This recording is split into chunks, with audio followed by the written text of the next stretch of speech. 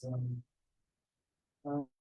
Moving on to our 13B, which is south of Kellogg between Seneca and Meridian. Looks almost identical to our 11B. Robbery was up by 1. We have had an increase in burglaries as well on that booth. For those who are all non-resident on that. So, you guys have any questions so far? On the staff that you got, yes, are those from, this is September, so is that August against July, or is it August against August last week? Past 28 days, so August 12th to September 8th. If they're up or down, what's that compared to? The last 28 days. Oh, okay. Yeah, so the 28-day differential. So the last 28 days, we were set compared to the prior 28 days, so it's like month to month almost. Okay. So, I guess, I'd be kind of interested to know what happens from year to year. Because there's, I don't know this, I'm just guessing that some crimes probably are higher at certain times of the year. So it looks like most of the stuff year to date is down, like your sexual assault cases are down 32%. Your robberies are down 38% a year to date on 14. Most of these, look here. Larceny from autos, it looks like they're on 12 weeks or up 100%. So we won't have double on 14 just break into autos overnight. So that's your kind of year to year statistic. 11, which is probably closer to this area. We had a 75% increase in robberies, but we had 3 more than we did last year. So your statistics kind of, you think like, oh my gosh, 75% sounds like a lot, but it was only 3 more than last year. So we always bring these because people are interested in the year to date and stuff like that, but it really depends on the numbers. Like we had like our sexual assault up here, and let me also paraphrase with this. Some of these sexual assaults were reported now, but they occurred in 1997. So they reported by reported date, not occurred date. So some of these things happened 10 years ago, but they show up on our statistics now. So it's kind of crazy, and that's why I encourage you to email or get a hold of your community policing officer to get more information about this stuff, because they can break it down for you. Like, yeah, if you're having a 70% increase in residential burglaries because you had 30 more this year, that's a problem, as opposed to 2 more.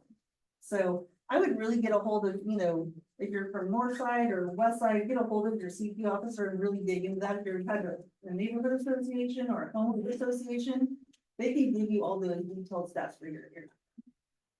One other quick question. How are you guys doing catching up after that incident with the computing systems?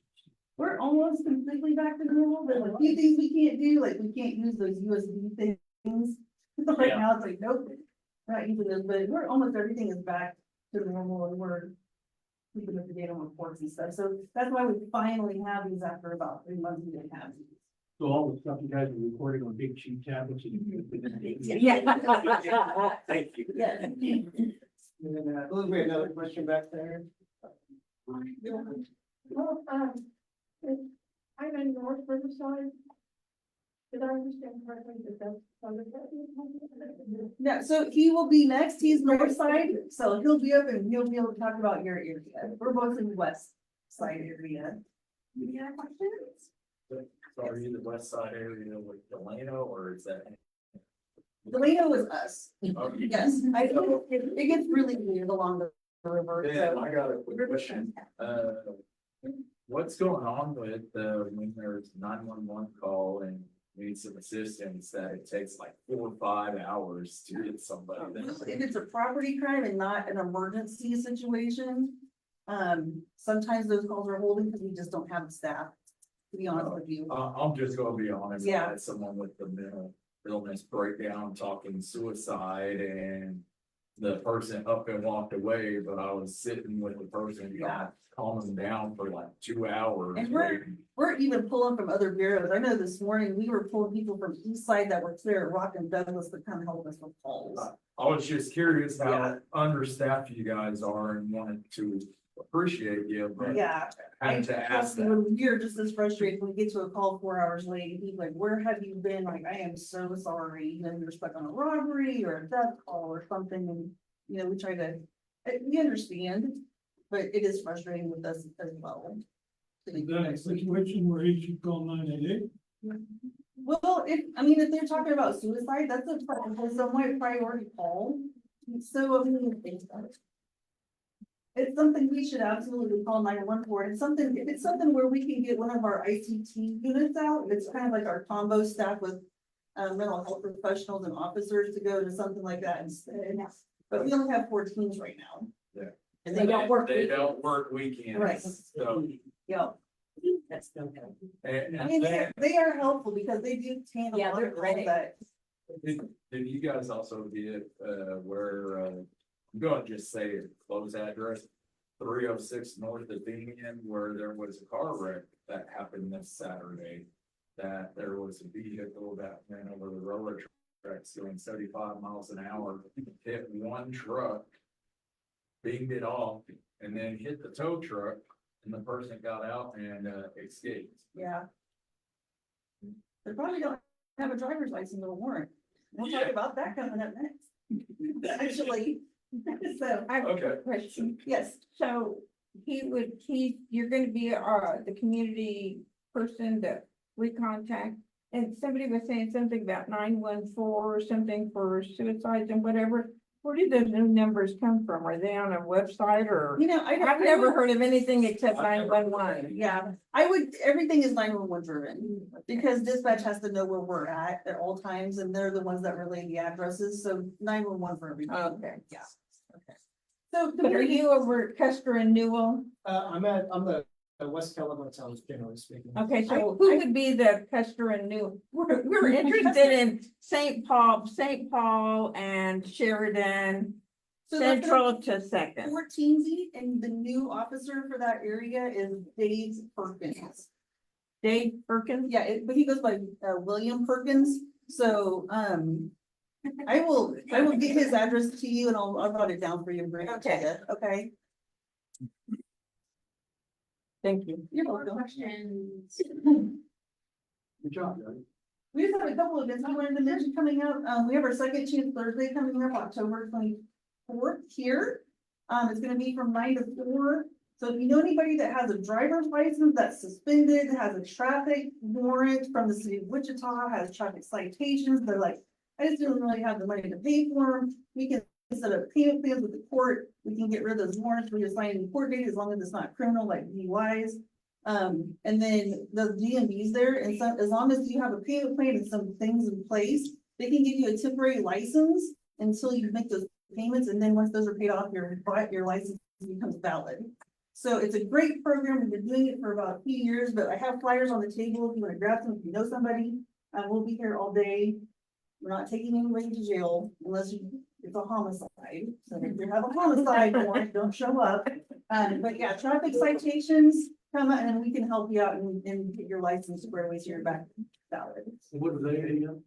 I have flyers over here, but it's October 24th on Thursday.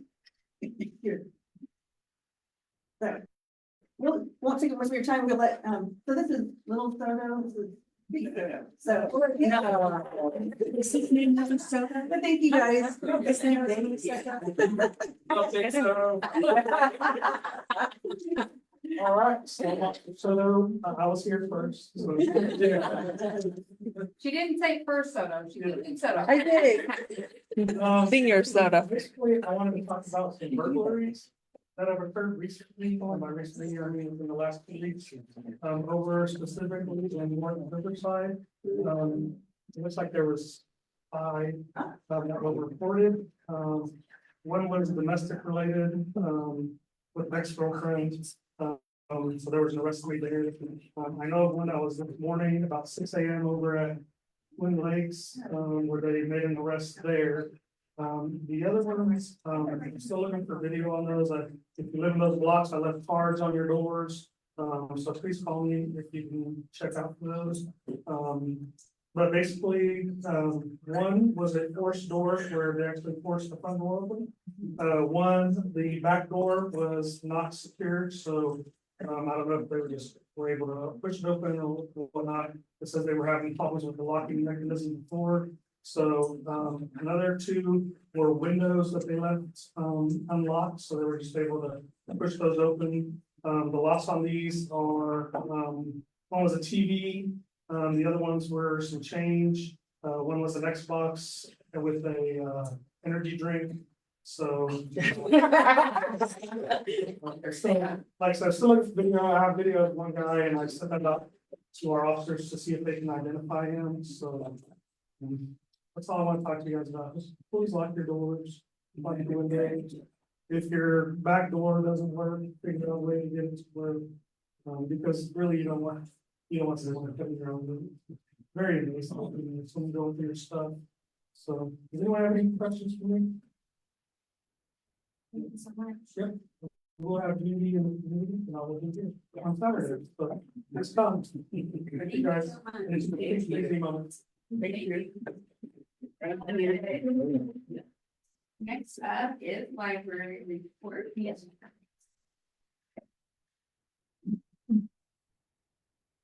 Hello, my name is Dan Ethan and I'm the branch manager here at the Evergreen Branch for 4 more days. I'm retiring this week after 10.5 years. Last month I announced it, and I know not everyone was here. And our new branch manager is on board. She's actually at the District 1 DAG meeting tonight because we also cover the Maya Angelou branch.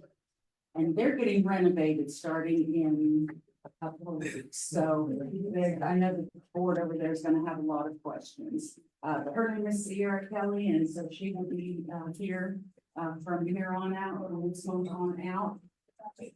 Last month, someone, and it might have been you, asked about summer reading statistics. Numbers were up this year. Overall, I didn't like figure percentages or anything, but we have the kids divided into 3 groups: the pre-readers, the little guys. We had 8 fewer registrations, but 11 more finishers. For the kids, elementary, we had 33 more registrations and 15 more finishers. And for the teens, for the 6th grade and up, we had 19 more registrations and 16 more finishers compared to last year. So overall, it was a really good year for us here at Evergreen. Our bilingual story time starts back up this week.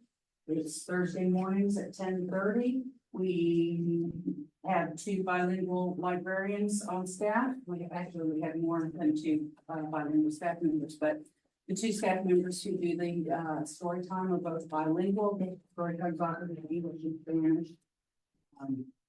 And they can sort of tailor it based on, is the group here today more English speaking, or is the group here today more Spanish speaking? So they can adjust that on the fly. But that's every Thursday morning here at 10:30.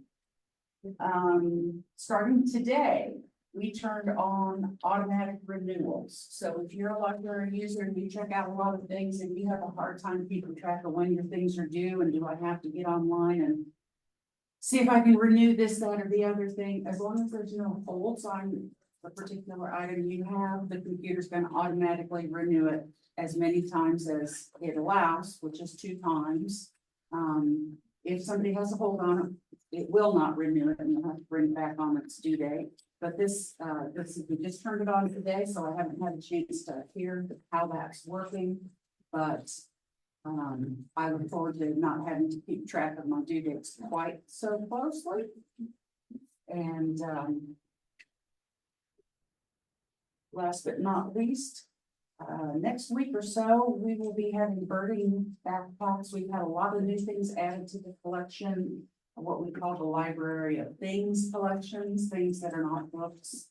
And the Audubon Society has donated several backpacks containing an adult pair of binoculars and 2 children's size binoculars with some bird books, you can check that out as a family and go out and look for birds.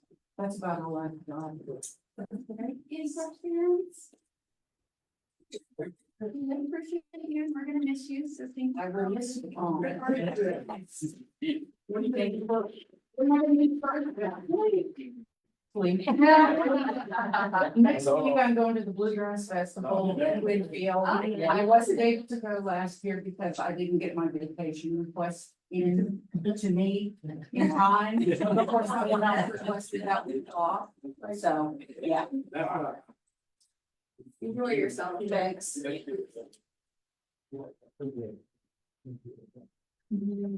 All right, with that, we can go ahead and move over to our public portion of this agenda. We do have one scheduled item. We have Ford Card, who's here to present on the Central Riverside Park Pavilion. Mr. Ford, Mr. Card, you have 5 minutes. Thank you. Good evening, everyone. I am Kansas State Representative Ford Carr, however, I'm not here in that capacity. I'm here as Executive Director of a local nonprofit called Us Doing Us.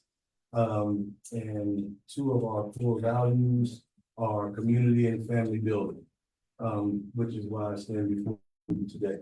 One of the activities that we do, and have done for the past 7 years is, if you've heard the music that's played in Riverside Park on Sundays, we put that event together, for a period of about 14, 15 weeks, depending on how it works out, between Memorial Day weekend and Labor Day weekend, every year for what's going on the last 7 years now, to put that again on.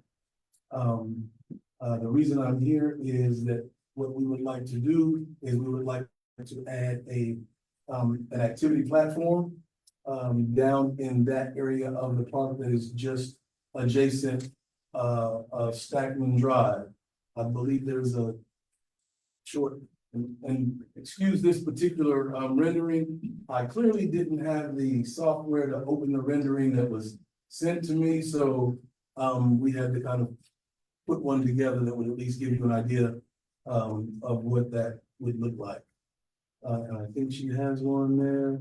It's just, so there it is. And if you look, there's Stackman Drive here, and the platform is there adjacent to the, it's listed as a sidewalk, but that's that gravel path that goes down through the park. In addition, there is an ADA accessible sidewalk that would leave or sidewalk pathway that would lead from that gravel walkway that's listed there to the platform. And the platform is ADA accessible as well. There were some conversations that I had with the past mayor as well as the current mayor about this platform.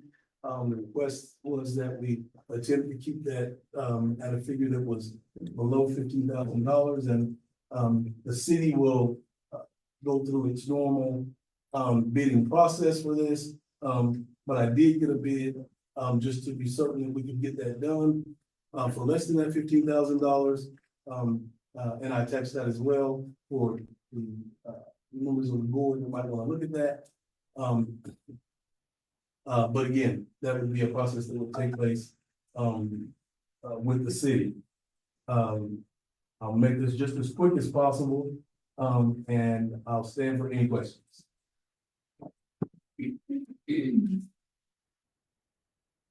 Yes, Did you say the city? So the city's gonna pick up the bill for the pavilion? yes, the city, it's in a city park.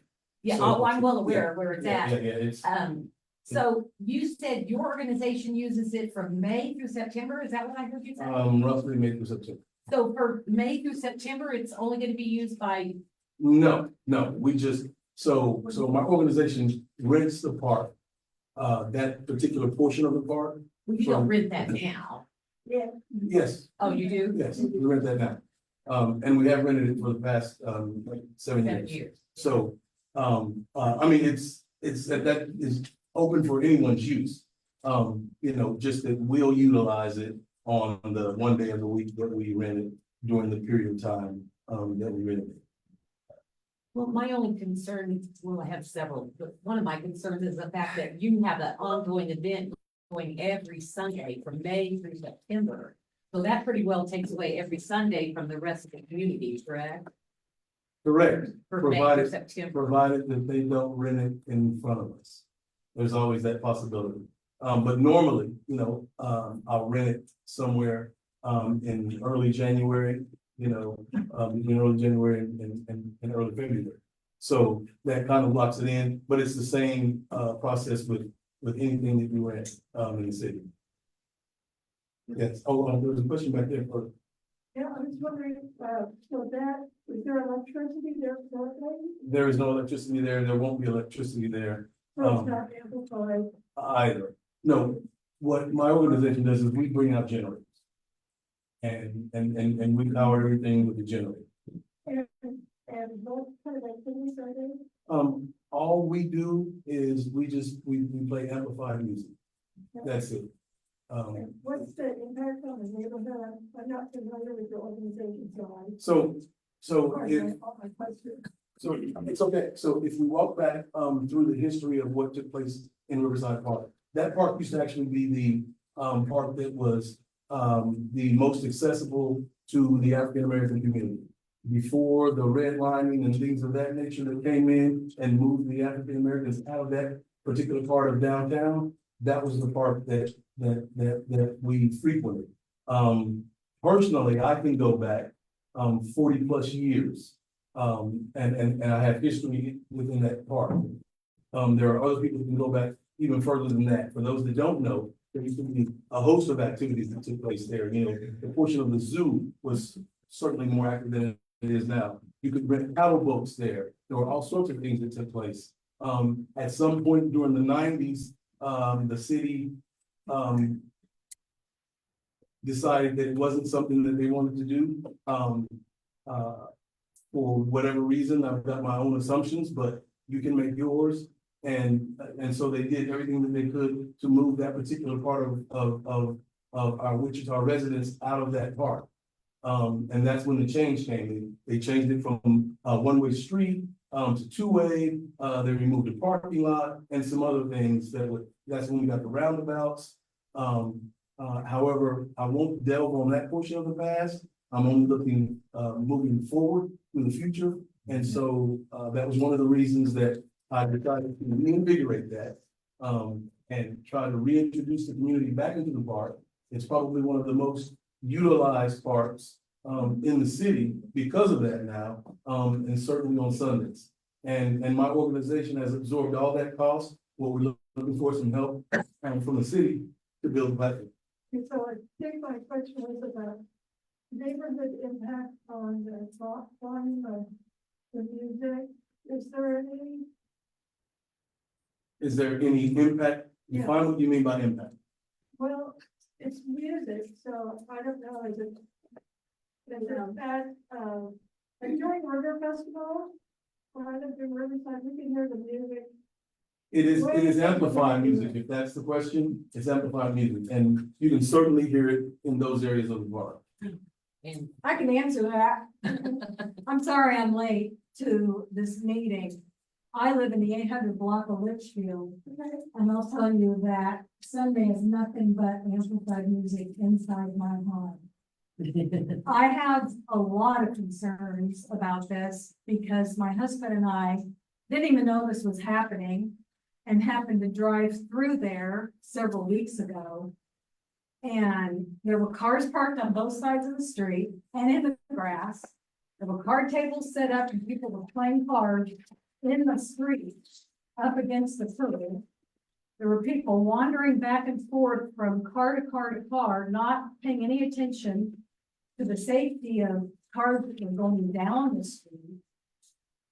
I appreciate that you want to utilize the park, but there are a whole lot of other people that probably would like to utilize the park and maybe don't want to utilize it with loud music, whatever the genre is. I mean, I don't go to a public park to listen to rock, country, rap, any of it. I go there for the peacefulness of the park, which is why I live in Riverside. And I certainly understand that, but these rules are no different in any other park. So. But I live in Riverside, so that's my concern. I understand. You know, I don't know if this is up for discussion, if this is a new thing. Maybe there's no discussion here and I'm wasting my breath, but I'd like to share with you that safety is an issue over there.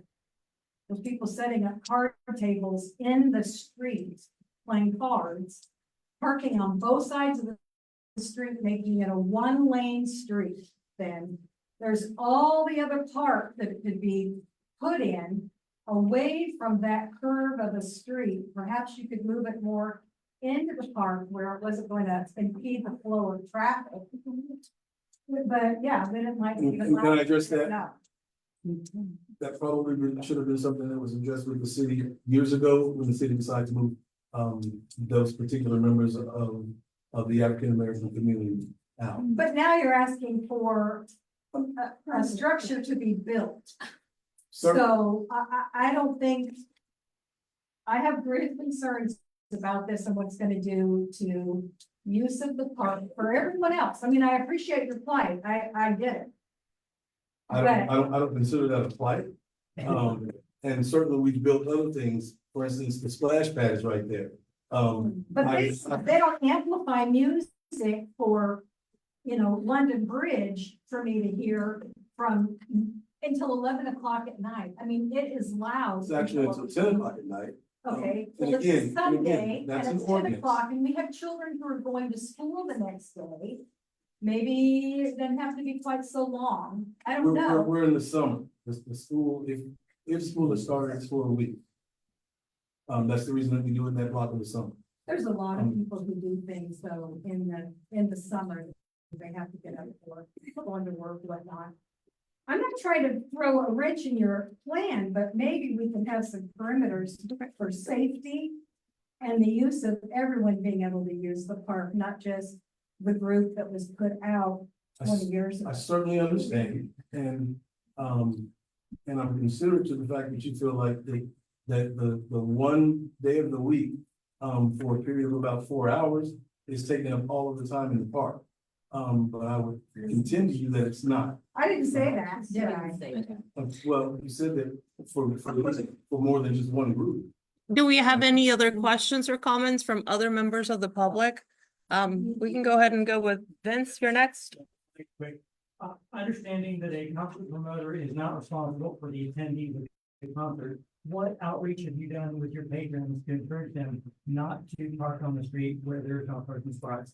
And absolutely not to be parking on our grass of the park, which makes it so unsafe and so dangerous. How are you encouraging them not to do that before we call the cops on them? So we are not discouraging that. The reason we don't discourage that is because we don't want them parked in the street.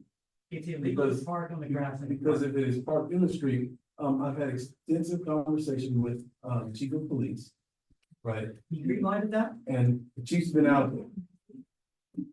The chief's been out there. He's been out there shaking hands. The mayor's been out there, dancing, shaking hands. The problem is, we have a problem. He can shake all the hands he wants to. But they parked them. I'm sorry I didn't take pictures so I could show you, or maybe you were there, but they still are parked on both sides of the street. And in the grass. And I couldn't even believe that this is what was going on. It looks like we have a question from a board member. You said you ran this 15 weeks a year for 7 years? It's been, yes, that's 1907, maybe just 6, but Can I ask how much it costs to rent the park? the cost has changed, but normally, that rental was $75 a week. And the first year, I didn't rent it under the nonprofit, and then they gave me a discount because it was a nonprofit. After that final. So the $75 is the discounted rate? No, the discount rate is about 50. I take it. Do we have any other questions? So, the discussion here is not about whether you're gonna play music, or you're gonna play the music Sunday afternoon in the park, that's what it's about. This discussion is just about whether or not to approve to have a path. The activity bag, yes. This, Well, he can't, this is an approval anyway. no, this is just so this is a public agenda. He is just presenting what he's You wanted.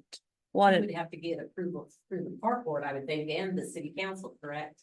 Correct, I've already had conversations with the park board, but it does have to go through the city council. And it has to go through the It's not park come up board. to park board yet. I was there today, maybe there next month, I don't know, it's not been discussed at park yet. Well, let me rephrase that. I've had Maybe have discussion discussion with the director. with the director. Okay. Okay. Any other questions from the board? I have one other thing, we may be provocative about this, but I was just thinking, as we were talking about having big generators and everything. I think it'd be really a good idea to include electricity in the state. I can think of, we don't have a stage in Riverside. And again, I was thinking about this before we. Yeah, we do. Right across the street. The gazebo, okay, but The gazebo and the stage. I like this. I think it would be cool to make it, so that you wouldn't have to bring out generators to run gas and. I would be curious just to see like what is side by side, or is it like adding electricity or some kind of, power to it versus, not as you do this one. I think it's a wonderful idea, and I think it's. Yeah. I mean, you have to have the music loud. I'm sure many other organizations, once they have it, this activity platform, they're gonna use it. Yeah. All right. Looks like we have a few questions back there. Claire? Oh, yeah, they were prepared. Okay, sorry, go ahead. Clarabelle?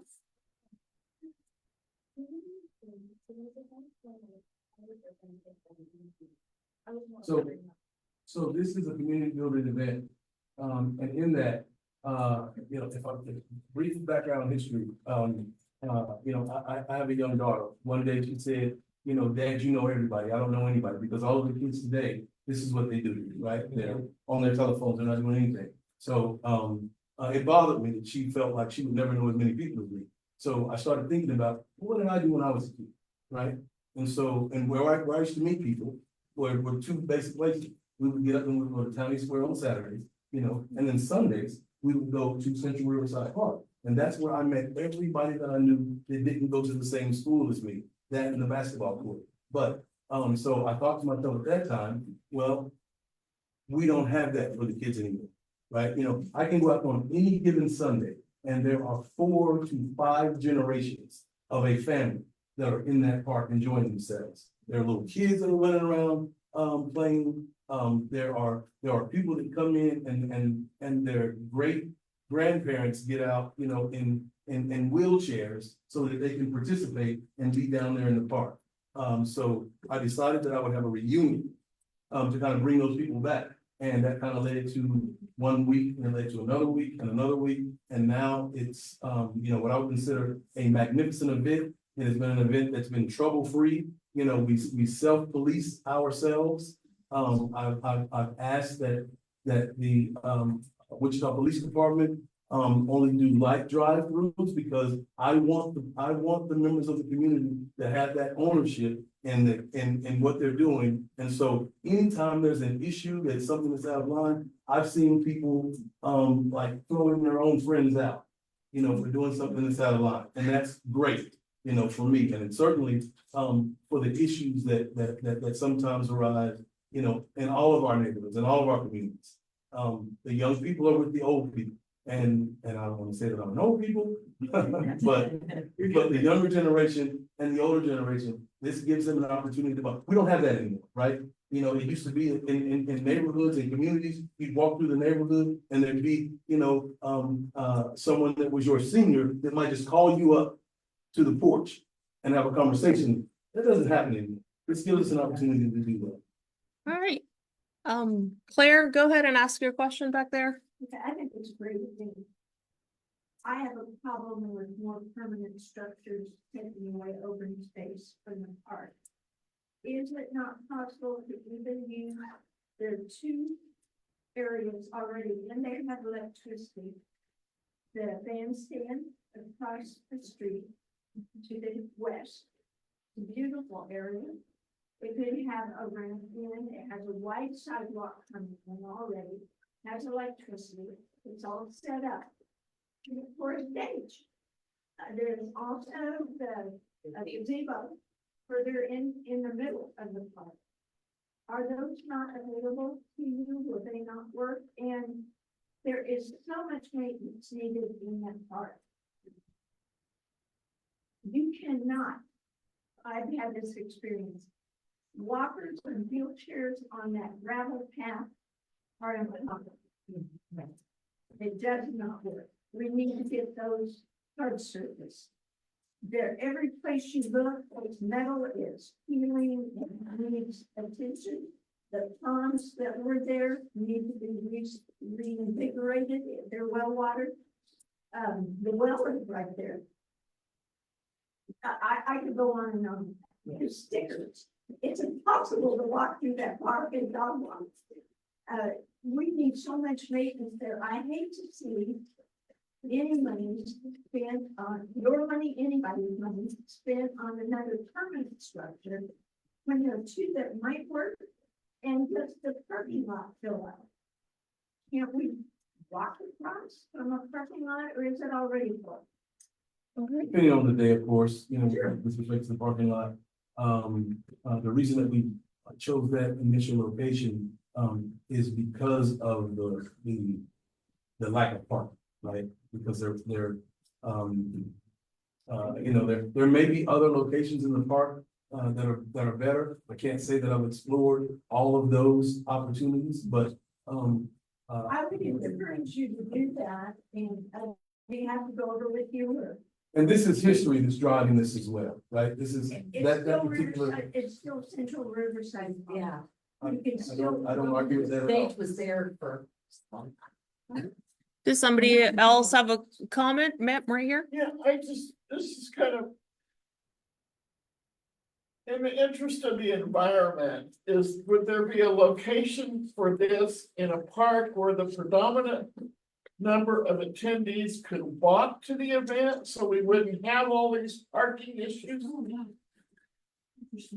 I mean, I'm probably sure there would be someplace, however, that wasn't what was in my presentation today. It was, But that's the first thing I thought of when Claire mentioned this to me. Why don't we have it somewhere where people can walk to it instead of everybody having to drive to it?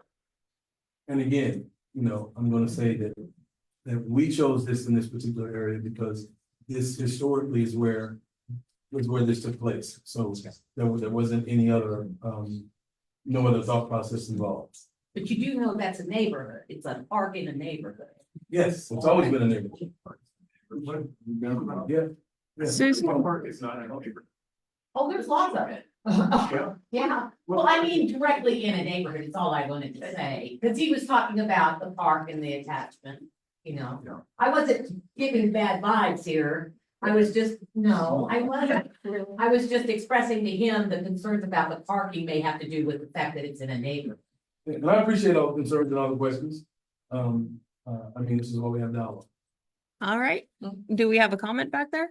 Well, considering what our mayor said about closing parks, and I know you have a historical connection to this park, but it seems like with over 100, I think we have 127 parks. There are some parks that are struggling to have usage, and Riverside is not one of them. But Riverside also belongs to everyone in the whole city. Yeah. But I'd like to make sure that we don't lose any parks because of use or non-use. I also went to that park, I think I did say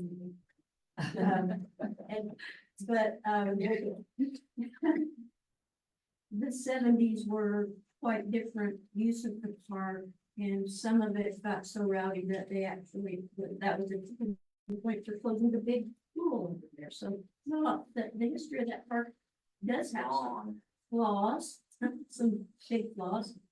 A lot of people went there to demonstrate against the war. Stop letting the motors microphone. I mean, I know there's history with the park, I'm just not sure that between Park Villa has places that you can dance all around, it's just a walk up the street. The bandstand does have electricity, it does have an actual cement 5-foot wide walkway for wheelchairs that would work, and it seems like it would be easy to make it ADA. It also has a big light over it. I was, Claire and I went and cleaned up around the gazebo. It must be 40 feet in diameter, has lights around in the middle, and it has electricity. Manissa Shelter is a really big indoor room. I don't think it's nothing more than $75.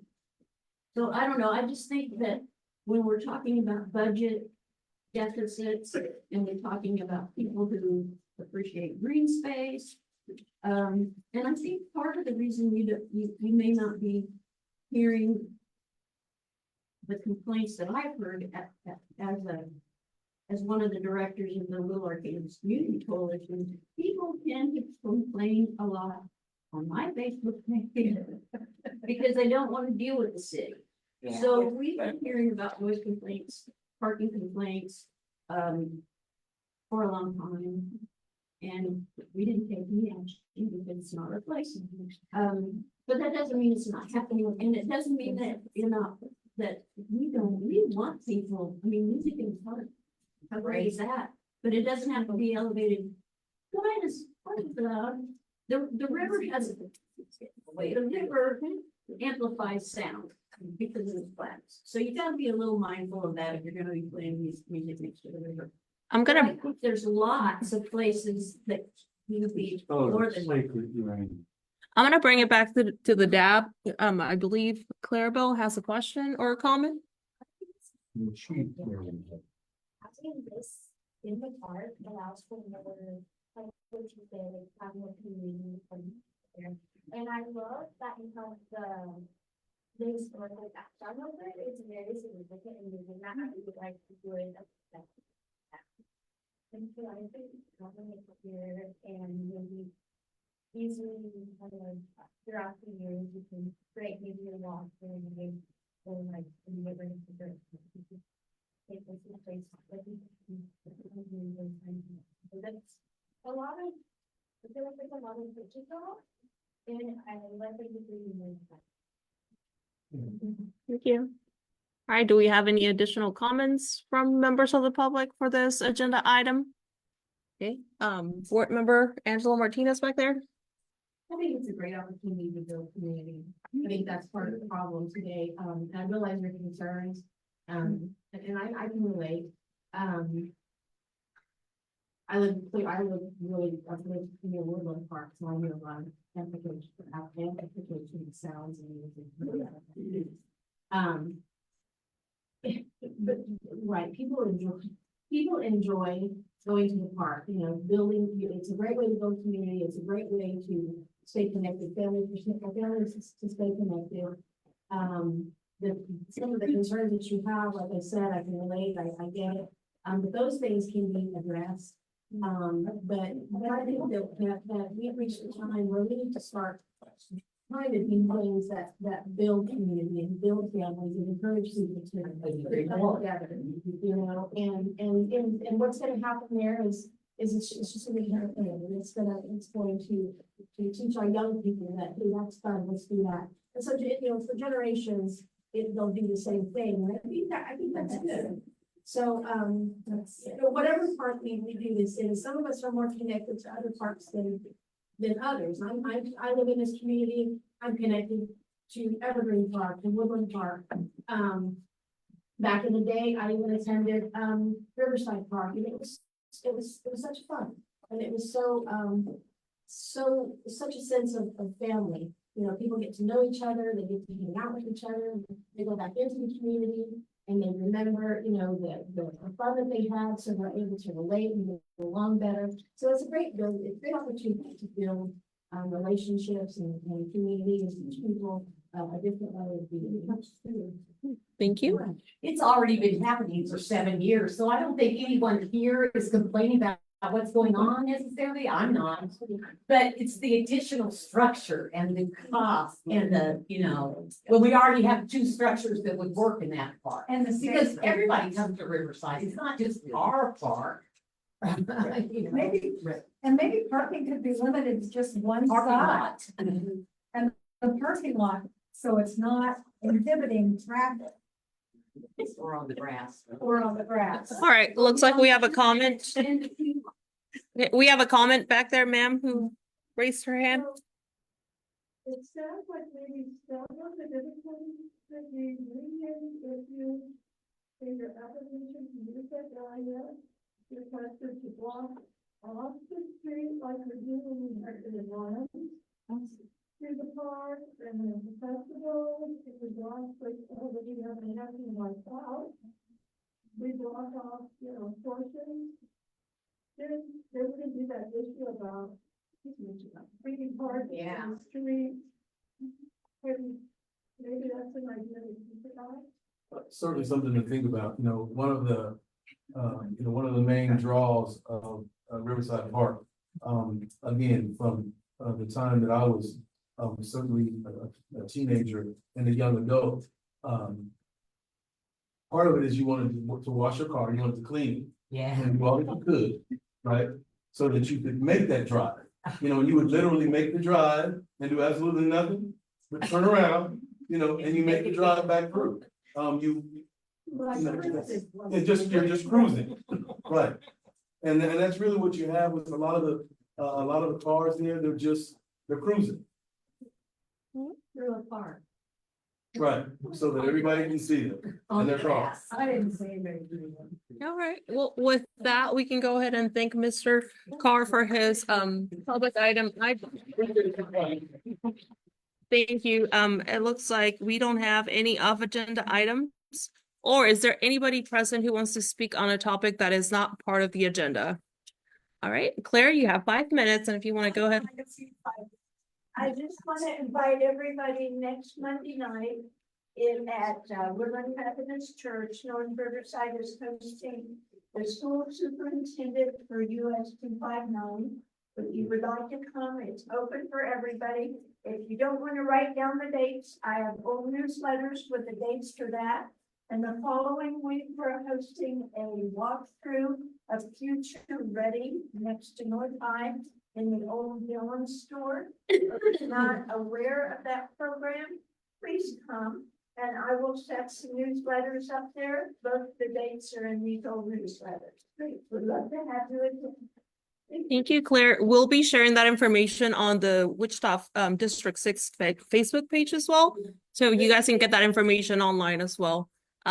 Michaela, do you have an item? Yes. Okay, you can go ahead and come to the podium or if, Mine's real quick. all right, go ahead, go for it. I just wanted to share that we are going to be having our historic Midtown walking tour. It is going to be a little bit of a different date this year, so it's going to be the second weekend of November, so the 9th and the 10th. Everyone needs to send out positive thoughts on great weather. It'll be on our Facebook page, Historic Midtown Walking, or Citizens Association, HMCA, for the houses that we will be using this year. I know which ones they are, but we're having our first meeting with them on Wednesday, so I don't want to share that yet. So then one other quick thing is that we need volunteers always. Everything needs volunteers. But if you volunteer for the walking tour, then you get to see the rest of the houses for free. So come to the walking tour, come and see us, and come and volunteer and thank you. Thank you, Michaela. We'll be posting that information as well for those who want to volunteer or want to know more information about the event. Do we have anybody else who has an off agenda item that they like to speak on? No, with that, I'll go ahead and turn it over to Vice Mayor Ballard for new business. Right, the shop bicycle plan. John Hall. Yes, thank you. Paul Gilpin, city engineer. And,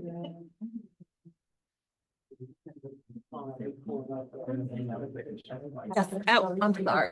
I wanted to give you an update on the plan, bicycle plan. In 2013, we had, city council had adopted the current plan, so it's been 10 years since we've done an update.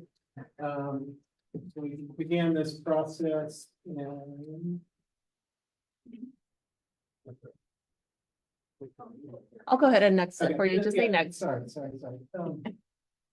So this time we did quite a bit of public engagement for this, and we did a little bit differently than the 2013 plan. The 2015 plan, we had a couple open houses, that we attended well, probably mostly by the cycling community. This time around, we wanted to reach out to other folks. We knew the cycling community was, we kind of knew what they would want. So we did more pop-up events to get to, other types of folks that might use cycling either as recreational or commuting to and from work. We established weighting criteria based on safety, equity, trip potential, and then also the public input that we received.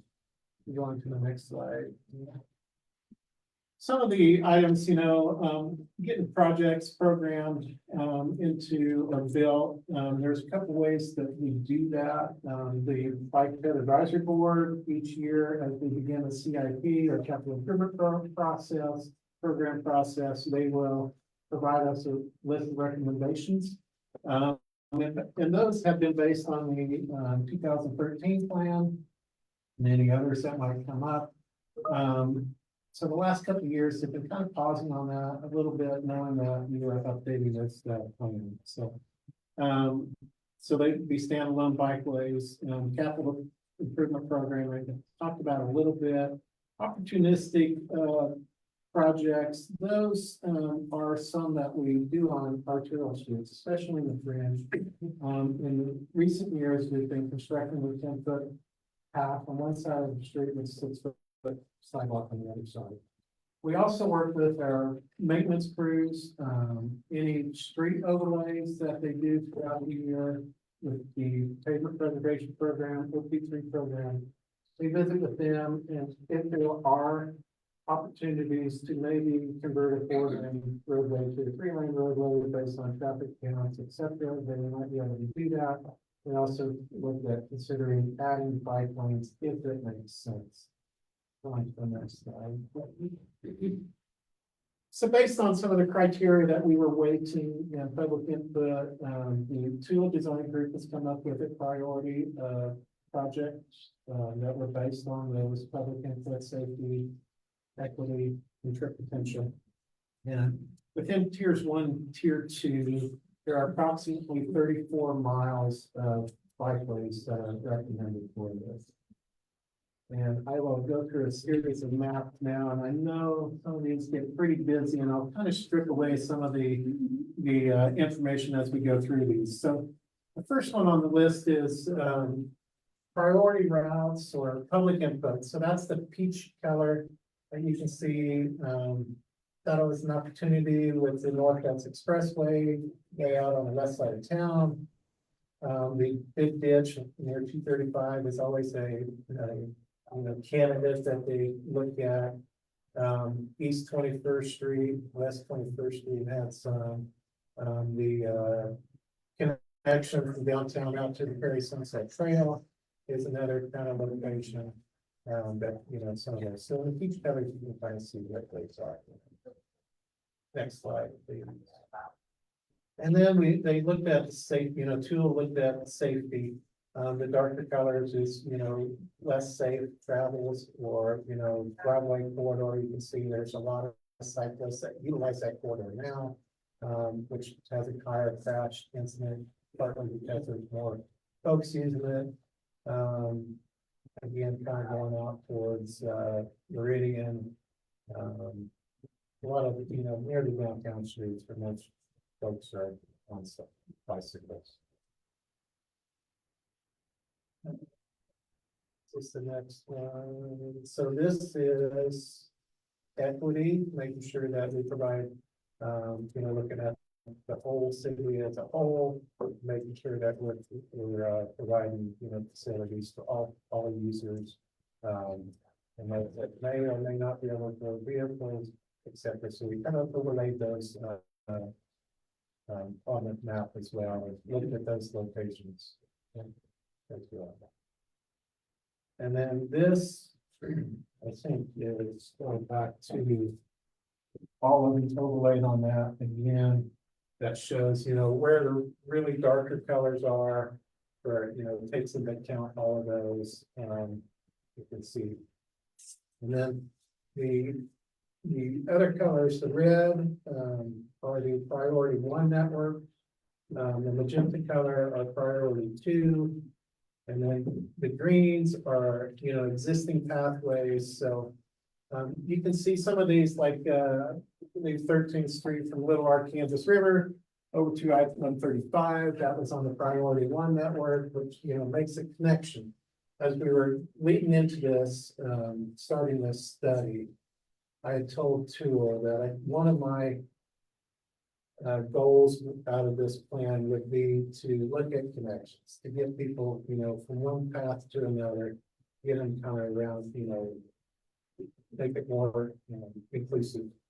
Out here, you can see the Red Bud Trail. We have that under design right now. Again, the Prairie Sunset Trail, we have phase 1, the Delano Path that is under construction currently. We will get the rest of that out to bid later this fall, early next spring. So that will connect the Downtown River Path all the way out to Prairie Sunset Trail near Kellogg and Cooper at this time. A couple things with, and then the next one, it strips everything off, and you can see it a little bit better where the priority networks are proposed. A couple of the other things that we are doing, as we go through this, we have, there's been concerns expressed, as I present projects to the Bicycle and Pedestrian Advisory Board about, let's do something more than just a buffered, painted buffer between motor vehicles and cyclists. A couple of projects that we are going to do a little bit, let's say, pilot on are Mount Vernon, from basically K-15 to Oliver, as well as 17th Street from I-135 to Hillside. Those are 2 streets that we're converting from a 4-lane roadway to a 3-lane roadway, that will continue Mount Vernon all the way through. We've done pieces of that in the past. We are going to try some tubular markers between the motor vehicles and the cyclists to provide a visual barrier. The Bike Ped Advisory Boards have been pushing us to do a more, maybe, a separated path.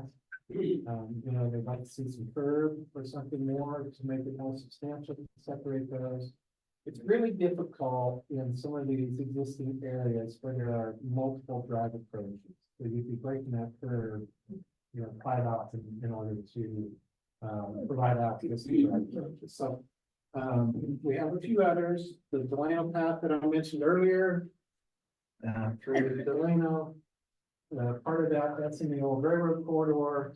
A few of those, we are constructing streets similar to what you see in Old Town. And we are constructing a separated, what we call a cycle track.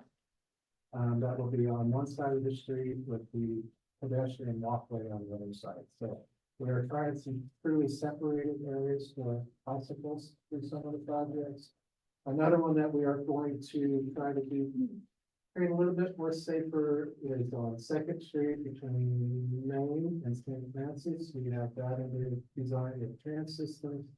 It's a one-way street. We have an on-street bike lane there, just a buffer, and we are looking to put a design curve, separate the cyclists from the other vehicles as well. So, throughout the plan speaks to safety. That was a good thing that people that we heard from the public. So we are trying to address some of those that we implement this plan. The other thing the plan speaks to is, these are corridors, so if you take Oliver, for example, on the east side of town, it does show a pathway along that street. Now, once we get into design, we'll have to determine if indeed that is the correct place for bicycle facilities. We have the opportunity to move that a little bit, maybe to the east, if we think Edgemore is a better candidate, or, maybe to the west and go through some neighborhoods. So this gives us a guideline and some priority networks, but the plan does speak to a little bit of flexibility in that once we get started on design, we can shift it out one way or the other and still make some connections to the overall network. So the next step, we're presenting to the district advisory boards this month. We will take any comments that we receive, provide those back to a design group, and present it back to the bicycle and pedestrian advisory board in October. And then look for presenting to the city council later this year, late November and December, for endorsement of the plan. And with that, I will answer the any questions now. Or comments. Sorry, Dad. Let's go from back there. I think this is super exciting as a power user of these paths. My question is just like, how much are you working with public transit, like the buses, to like think about this, and if there's any opportunities there to line up with that, and especially and I guess like packaging around that is really like to make this really appealing to you instead of cars. Like, it's not just like you want to take a Sunday ride to school, or you're running on these paths, but like really like, for a better way to get around the city than a car, and having more options and back together. So, are there opportunities to work with transit? There are, and in fact, we have hired a new person, parking and mobility person. They are a position out there in transit, it's been engineering. And I know transit is involved in the route study right now, so we'll marry all of that together. But we've heard of it in the last, or tomorrow, get folks. So, yes, we would want to transit. So. Yes, sir. Sure. Yeah. Okay, three. All right. So I'm just kind of curious, there's changes that happen to particular traffic patterns and thoroughfares as we make these progressions. What kind of metrics are being used as far as determining what our expected usage of these bikeways and bike paths are in relation to actual usage? Do we count that? So that's a good question, and that was another thing that I asked too as we went through this process. In 2013, there are a lot of streets that have identified for bicycle on street, off street. Many of the one-way streets downtown, we install them on Market and Stuyvesant. We started converting Broadway from 13th to 21st here in recent years, and we have plans to continue that from the 4-lane to 3-lane roadway all the way down to Kellogg. We put that on hold on Broadway. I think we've got a lot of things going on downtown. Part of it is we are converting some of the streets, Main Market, Weekend Broadway, from Kellogg and Murdoch. Some of them been partially converted to we're gonna make that full conversion from Murdoch to Kellogg on those streets, and which street is converted as well. Through this process, I think that, and I looked at the put in additional parking, etc. for the development that goes down there. So does it make sense to keep those on Market Street, or create a more robust and safer north-south corridor? Broadway or Stuyvesant, or Broadway, that would be the other thing that I asked too was to look at the existing pathways or projects that we did for that 2013 and provide us recommendations on how we could be made safer. We've learned a lot, as we started implementing plans since 2013. You can look at Mount Vernon, where we get from the river to Broadway. We cheated a little bit, and I think part of the, 5 foot 90 for the bikes. Include part of the gutter testing, as we've done that project, we've broadened that out, so. But yeah, and then the boulevards, try to get, what we can do better. What works well, what we've done, and then see how many people are using. So we're looking at all of that. I appreciate all the information shared, but it didn't really address my question. Do we in fact, when we take on, and make it either a priority 1 or a priority 2 project, do we establish that project based on our expectation and usage? And if we do, there's a number associated with that. Do we track it for a period of time after the project is completed? See, so we'll know in the future whether that's a wise thing to keep expending dollars. Yes, that is part, yes. That is. So we are doing it. Yes, yes.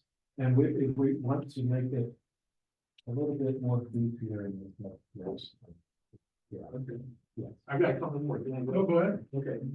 So you beat me to the punch on something. I'm sitting here thinking, I'm not really nuts about changing 4-lane streets to 3 lanes. And then you get on what I was gonna suggest you guys consider. And that is taking perhaps one side of the street and widening the sidewalk to 10 feet, let's say, and making that the bike path. Then the physical barriers, the curbs, the potential injuries are significantly reduced. I'm glad you mentioned it. So the other thing I would like to mention is that wondering how many of the projects incorporate what you were kind of suggesting, the difference between recreational and I guess I'm gonna call it point-to-point traffic on bicycles. Because some people are just out to leisurely ride around, and others are like, I gotta get to work. Yeah, right. It's a commuting option. And the last thing, and then I'll quit. As we go through these major changes, especially changing arterial streets and making a 2-lane passing lane, let's say, it's 5 lanes. I guess I'm looking to the future. We're hearing that I-35 only has probably 10 to 15 years. You guys have already started, you being the Public Works Department, have already started the research into that, try to figure out how we're gonna redo that. And anything that we do is gonna have a major impact on other arterial streets as options. People are not gonna wanna wait in line for 30 minutes to an hour on I-35. So be aware that that's probably gonna come back to bite us. Yeah, that's KDOT is leading that project. They have they just used a grant to study that, and they are beginning that work right now. So I'm yeah. That's the future. Yes, sir. So, I see the priority tier and a priority tier 2 and a long-term network. I'm curious, what kind of a plan is it? Is it a 30-year plan? Is it a 10-year plan, a 5-year plan? It's a lot of work. Well, I think we need to revisit it when it's done. I think 10 years has been too long. I think we need to put this plan, put in to get this in priority, not necessarily we can work on, but, there's some opportunity, these brown ones are still, but, they're on the network, they're, if they have an opportunity to do something, they will. But I believe once this is done, you need to revisit it every 5 years. 2, address, again, what's working, what's not, we need to change something soon, so. Okay, so, one bit of feedback, I think what we've been to Broadway between 13th and 21st was a mistake. I think that. Because it's a major thoroughfare. And you take one lane of traffic away, and I heard of people call that traffic calming. But it does not call me when I get stuck behind a bus or another slow moving vehicle, there's no opportunity to pass. And so I would say that.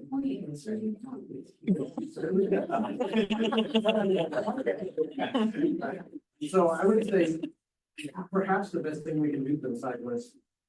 I can certainly see why they would want a curb or physical barrier there to protect them from the vehicles. I think maybe the best thing we can do for them is to say Broadway is a car thoroughfare, but Market is a bicycle thoroughfare, and it's the very next block over, and it's way easier to put those physical protections in there if you channel cars into a bigger street.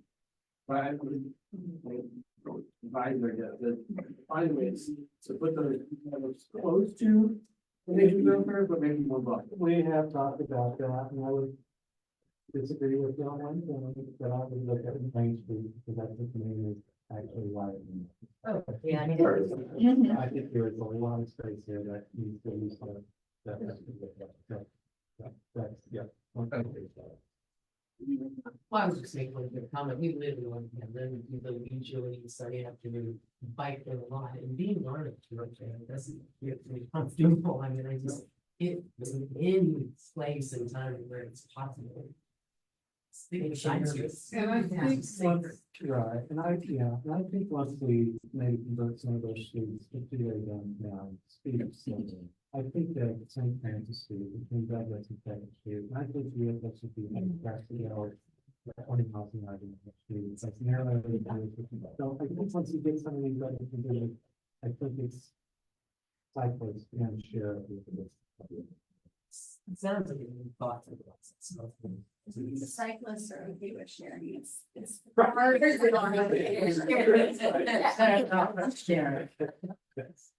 Oh, I just wanted to say that I think what the bike has done over the last 10 years has been nothing short of amazing for a Midwest city like ours. It's so spread out. You guys have worked really hard, and I know you've had to fight an uphill battle a lot of the time. So I think what you've done is amazing.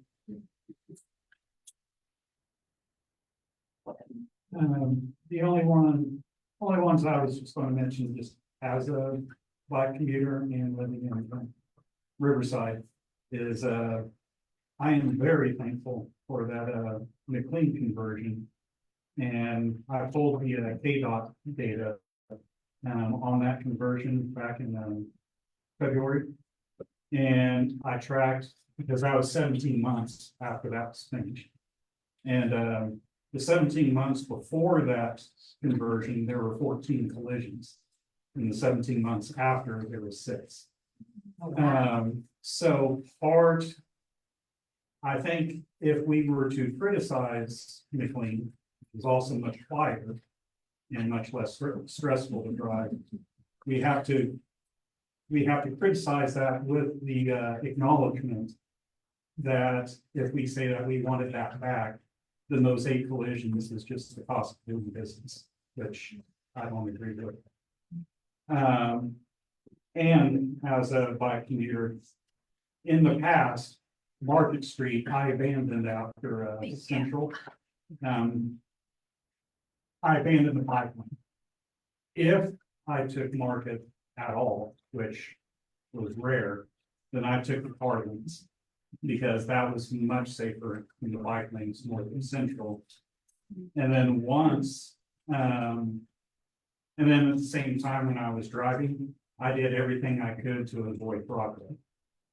I would take Arkansas, or I would take Waco. After that conversion, I've abandoned Market completely on my bike, and I ride Broadway. And when I drive on Broadway all the time until I get to 13, because it's much less stressful and it's much safer. And I've heard the complaints that Broadway was now congested. I went up, amateur traffic study with the drones, couldn't find it. So it looked to be performing very well.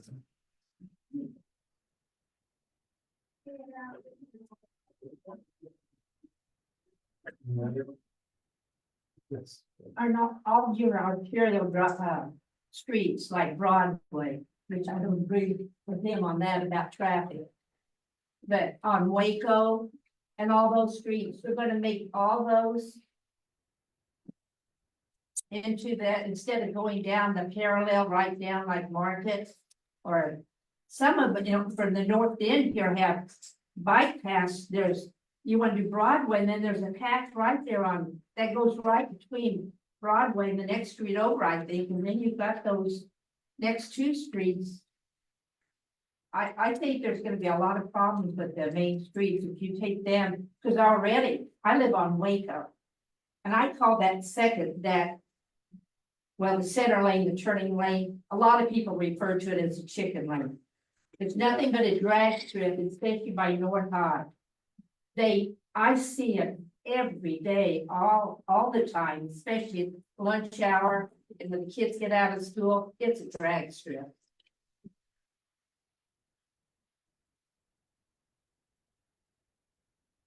Any other questions? Just a quick technology moment.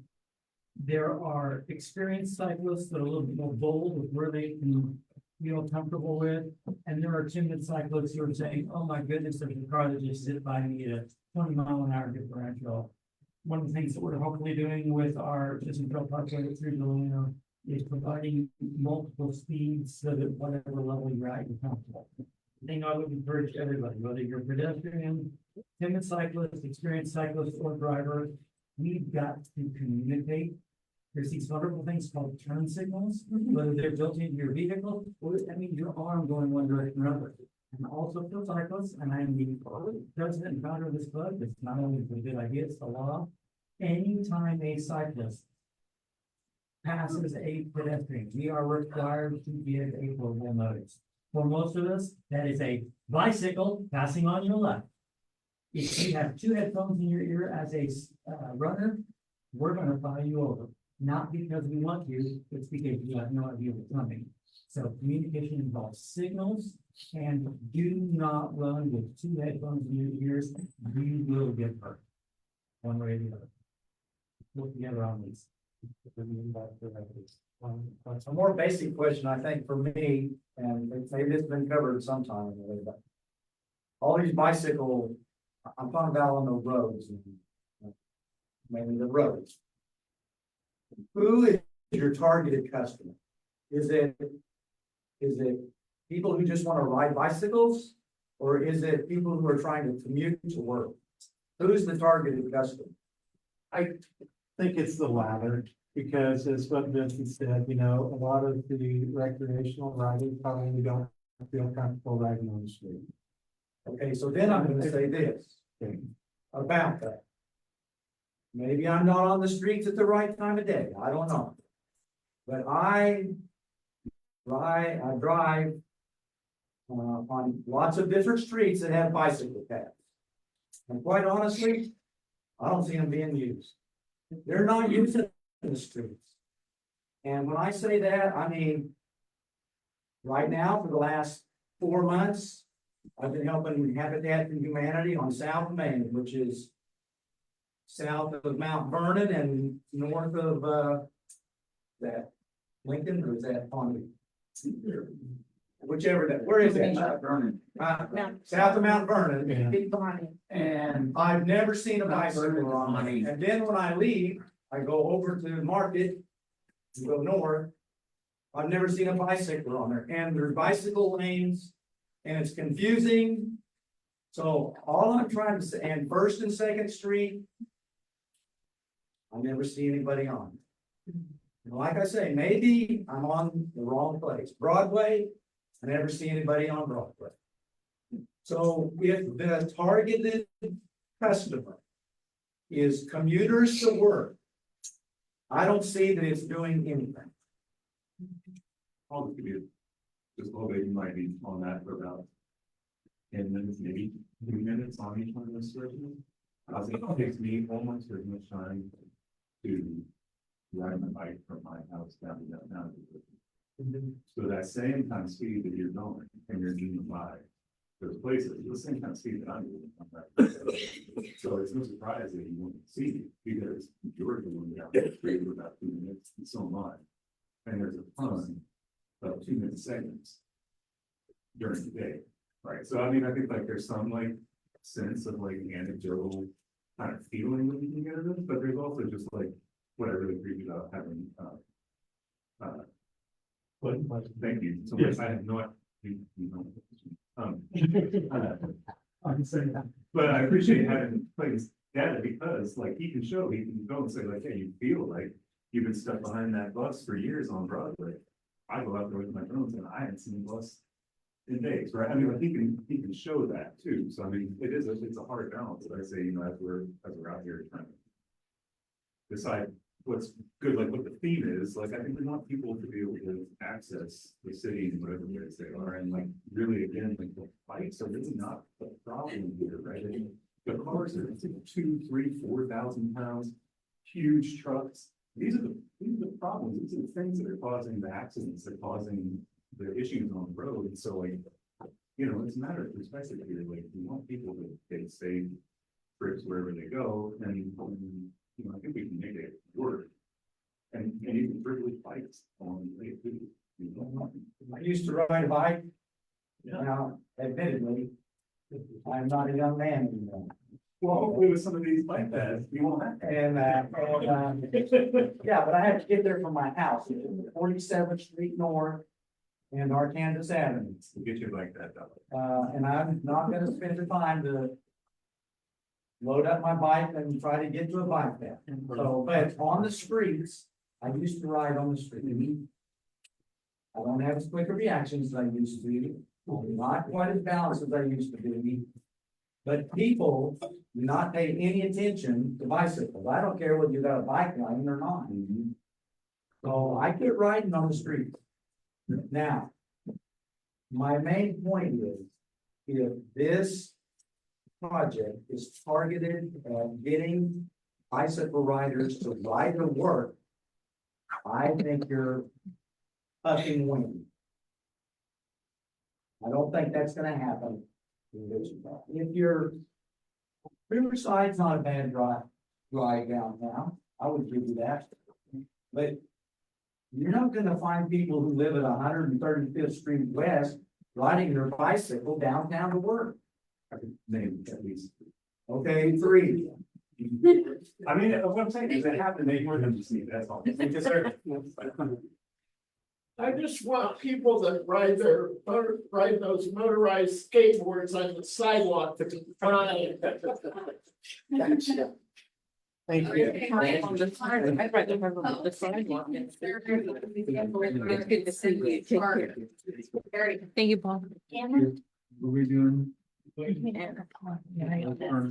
give me a minute and then you can go ahead and start and I'll pull it up. Bicycle. On Yeah. Did you know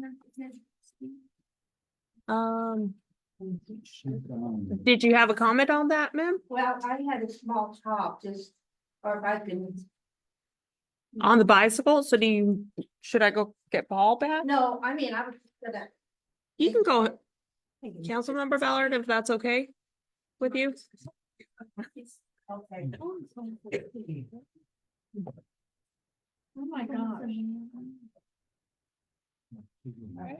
Hi, I'm Beverly Flagg, and I live at 18 along the Northway, going on this 6th district. In fact, I've lived here 78 years in this district.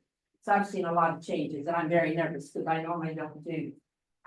But AMCO, the official bicycle planning that for the city that he just talked, their 3 goals were safety, comfort, and convenience. Well, my concern is the safety part of it. I actually, believe it or not, I do bicycle, but I do not take the streets. I only have to cut across one street intersection. I do small amounts. Like I said, I would bicycle for comfort and just like I am not to go to work for us. But you can see that I give a handout to the council members. And I think you could, if you read that at all, you saw that the bicycle plan, that this is the bicyclist that filled out this, not you and I. Well, I didn't go bicycle that much. And from their own plan, it said over 55% of the total of the bike population will bike on sidewalks, even if they have bike lanes, because they have they're too dangerous. This was from their own. Yeah, I quoted that from that and I had that on even in the email to prove this.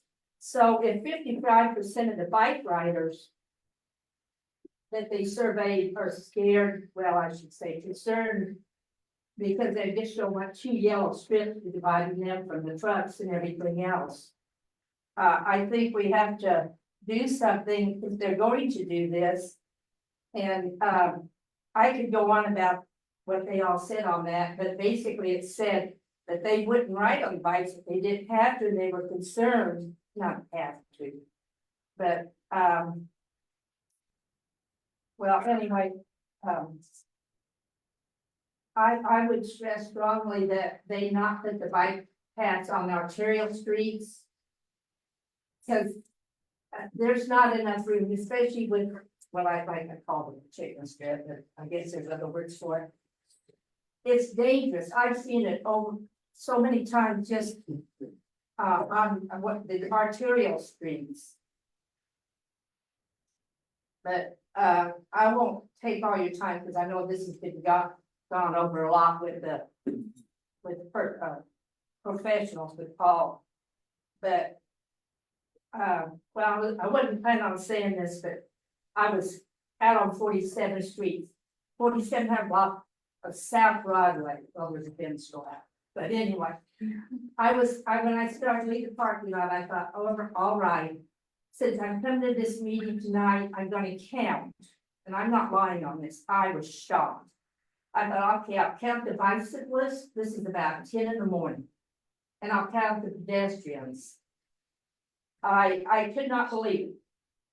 I came up with 42 pedestrians walking on our sidewalk and 2 bicyclists. That was an 8-mile stretch down Broadway. To me, that says something right there. To me, I don't know, I hadn't even thought of it. Usually when I go down the bicycle path on 17th Street by the river, there's like 8 pedestrians and 1, maybe 2 bicycles. So I think if they're gonna do the lanes, they need bicycles. That yellow strip isn't gonna do it. I think they need to make, like one of the gentlemen said, wider street sidewalks, the paths. People will use those. They aren't gonna go with that little yellow strip on the highway, on the streets. At least your everyday common person that got bicycles for entertainment.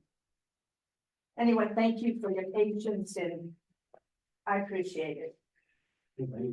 Thank you. Okay. Hi, everyone. Thanks for sticking with us tonight. Very spirited group. I'm Lindsay Montgomery, Director of Arts and Cultural Services at the City Manager's Office. My first time with the staff, so I'm sorry it took me so long to get here. And I wish I had a better thing to talk about. But I'm talking about some recent security issues that we've had in the Museum on the River area. So part of what I oversee for the city is the Botanica, Cowtown, Indian Museum, Art Museum kind of district area. And we had some chronic issues with this parking lot right by the Riverside Edge or the River's Edge. This is the back parking lot to Cowtown, the Grand Lawn Stage. We've had some chronic issues with street racing, and I wish in this picture, if you're on Google or if you can see like the donuts that are happening in this lot, but you can see them there. So it's been it's a very secluded area of Riverside, and people are having a lot of fun back there, kind of shredding public property. So we've been meeting internally between police, golf back there at Sims Golf Course as well. Botanica, Cowtown, even the Art Museum and the water treatment plant to kind of talk about the different security incidences that we've had. Over the summer, we've had a couple different break-ins and not necessarily break-ins to Botanica, but we use vehicles who are crashing into the gates around the air as well. So our internal solution is to have a nightly park closure in the back of Riverside or the back of Sims Park area. So we'd like to propose some signage. If you hang out just for a minute. There's almost a roundabout right around there. So we would post a park closure at 9 p.m. At night, opening back up at 6 a.m. And then on the flip side, at the entrance to Sims Golf Course, the Botanica entrance, we would do the same closure there. We don't want to prevent recreational use. The trails will still be open, but we're really trying to prevent the vehicles and the people that are going back there that it's really anything recreationally beneficial to the community.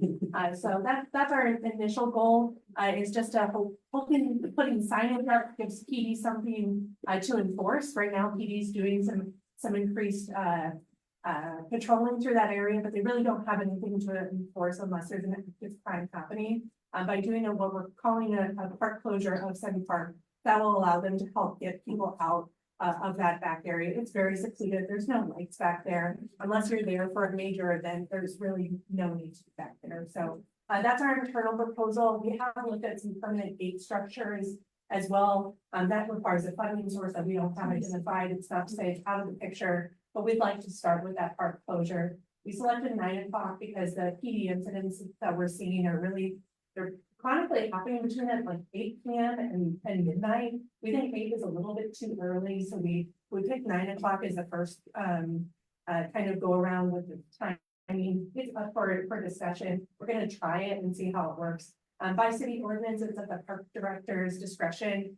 So Troy Heltman, our park director, presented it to the park board this morning and received approval from the park board to go in this direction. We wanted to present it to DAB to make sure that residents knew what was going on and that you're okay with it, or if you have other comments of what you're seeing in the neighborhood. But it doesn't require a formal vote by city council. We're just trying to pull that nightly kind of crime and property damage that we're seeing in that area. Especially with the street racers that have kind of been frequent flyers in the downtown area. They've now found this spot and they're having a really good time. That's not where we want them to be, and it's not safe for them. So with that, I'm happy to open up to discussion. It's not necessarily a voting option, but we definitely don't want to make this decision without input from the community. So you're gonna gate starting at 9? So we're not gating anything. Oh, you're not gonna gate We're yet? just going to post signage that Okay. says it's a nightly park closure from 9 p.m. to 6 a.m. Okay. The trails will still be open, but that way PD can go in and they can kind of do their nightly evacuation of the area if they need to. So Okay. we are looking at gates in the long run, but we are really sensitive to making sure EMS has access because it's really secluded back there. If there's a fire, we need to be able to get a fire truck back there, and by gating it off, it Oh, right. limits it. So we're not opposed to gates, but we're not there yet. We're hoping to just do nightly postage or signage to help in the immediate. Okay, the only thing I was thinking of is during illuminations, you couldn't gate before. No, Before yeah. 9 o'clock. And special events are exempt from this. So Botanica and Cowtown have special events that happen frequently. We also have rehearsals and some other activities that happen, especially at Cowtown, is the property I'm more familiar with. We have a lot of activities happening there. 9 o'clock is really the latest they're operating. There might be some staff in there still, but we don't see a need for the general public to be back there past 9 o'clock. Again, it's open for negotiation. We might change it in a later date if we find that we need to. But happy to entertain more comments. So my name is Tommy, or I'm the park board representative, Hey. commissioner. And this was presented to us this afternoon. And Director Troy Holtman said he had the authority to close that gate. And he is putting gates up at those two locations. There is usually Botanica staff late, and they will close the gate, put a lock on it at 9 o'clock. And there's always Sim Park golf course people at 6 o'clock in the morning, ready for early golfers, so they will unlock. But it will be dated, according to Director Holtman, from 9 p.m. until 6 a.m. We're looking at dates. He said they are. I they're think he going has to- a funding source that I don't know about yet. He So I probably hope he's has right. some Yeah. funding for that. But, it looks like a fun area if you're a kid on a motorcycle or something. We do have it confirmed with staff between golf, Botanica, Cowtown, and even our museum and the water treatment facility, because everyone still needs access to that area. We He want, presented it as a dungeon. okay, noted. Yes, sir. The fire department will have keys, huh? Yeah. Sure. I was the one that reported the disturbance one night. burnouts, racing, eventually an enormous crash. And 911 thought I was just a prank caller. And it turned out that a vehicle had been stolen off the water treatment facility and had been crashed into the gates of Botanica. When they found that out, they believed me. Another night I reported gunshots. And I was taken as a prank, that they're probably just fireworks, nobody took me seriously. Later, the police found 2 people shot at exploration place of the people that planes parking lot. And the following day, I found, actually by pure chance, I found a bullet that had gone through one of the victims in the parking lot of the exploration place.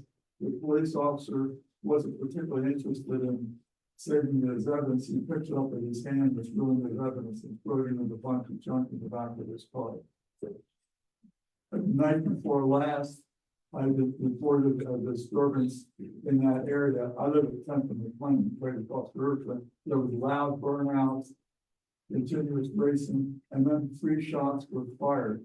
I reported to the police, told them 911, I did not want to be identified with you. 911 operator kept trying to say, your name is what? And your phone number, she kept repeating my phone number and put it on the record. That puts me in jeopardy because I'm not protected as a gratuitous informant under the Kansas Open Records Act. If I've been paid, I've been protected, but I'm not.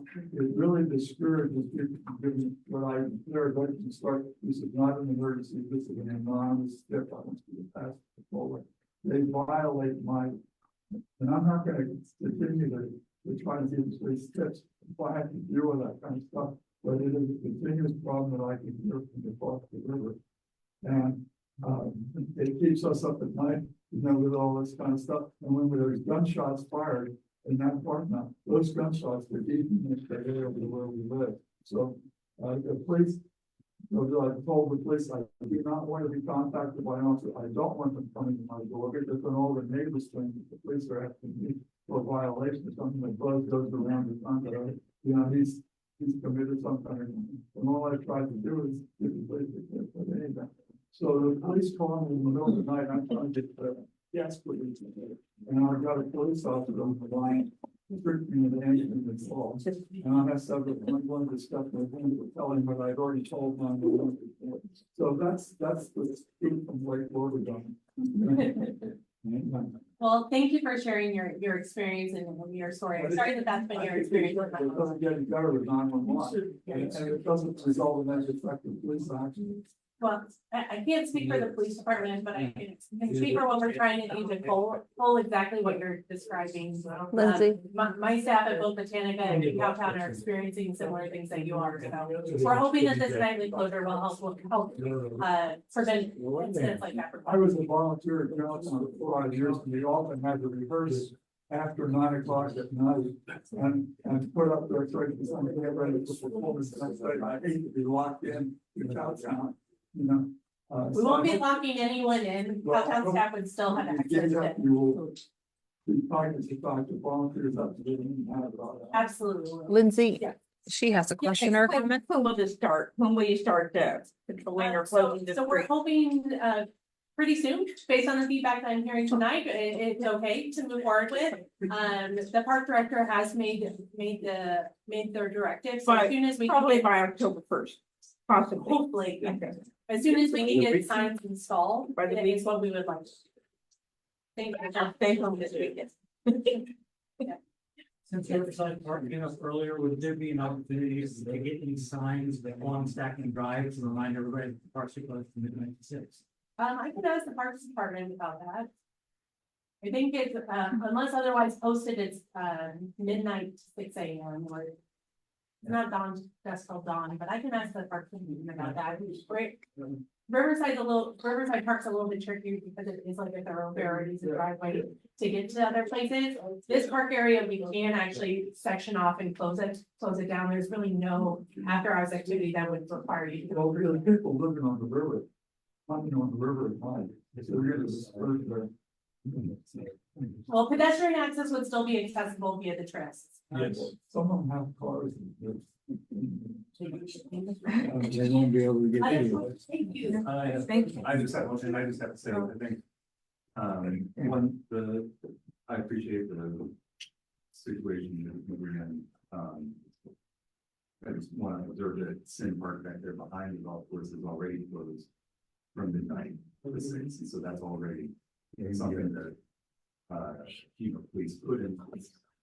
I also just want to bring up that it's true with the Supreme Court reversal of the grants tax, which prevented police from evicting people from campsites without having additional search. Now they no longer holding. I just feel like we should be very cautious about providing more enforcement opportunities for police to, frankly, harass people who they want to harass. And that they wanted to go after people on the river, and they haven't been able to move them out.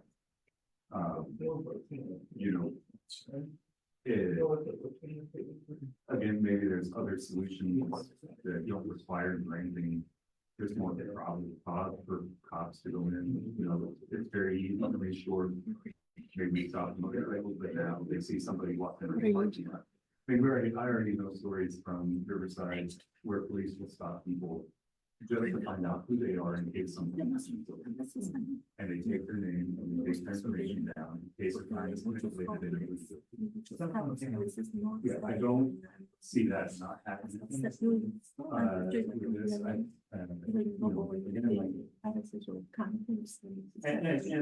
it's also hard for me to hear this after you heard the police report from earlier this week, where they said crime is really high in Riverside. They gave us a number. Say, hey, nothing's really going on here. You don't have to worry about that. So again, maybe there are other solutions besides walking off the street, the parks are already closed, rushing into something like structures or more opportunities for enforcement and criminalization, pre-criminalization of people with existing danger. I think it's a danger here, and we should at least say, hey, this is the danger here, and this is, if we're gonna go through with this, that's also the price, is that we open these people up, the, criminalization and harassment, because we don't want these other things. So that's a trade we're gonna make. We should maybe, that's my,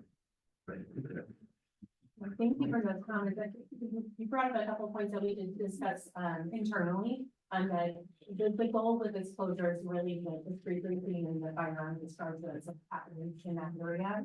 We do want to reiterate that in downtown, very safe facilities.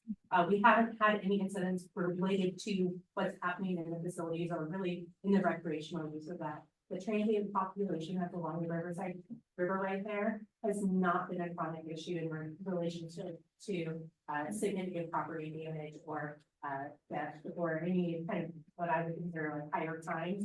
And I cannot speak for the police department in that sense. What we're really trying to do is pull the street racing, firearms charging that are unacceptable behavior. Some people are getting hurt and there's significant property damage. We are really sensitive to the populations that you're describing. One of the reasons we're still kind of on the fence with dating beyond the financial component is making sure that EMS can get back there, so they can serve that population they need to. If there's a fire in the area, we know there's a lot of small bonfires happening throughout that area. We want to be able to service that population and keep them safe. So definitely sensitive to that point, and we don't want to penalize poverty or penalize reasons that people are living in that area. That's not the goal of this project. So that's not something that we're trying to do. I can't speak for what police department does after the fact, but the goal really is to pull that street racing and then the firearms that are in.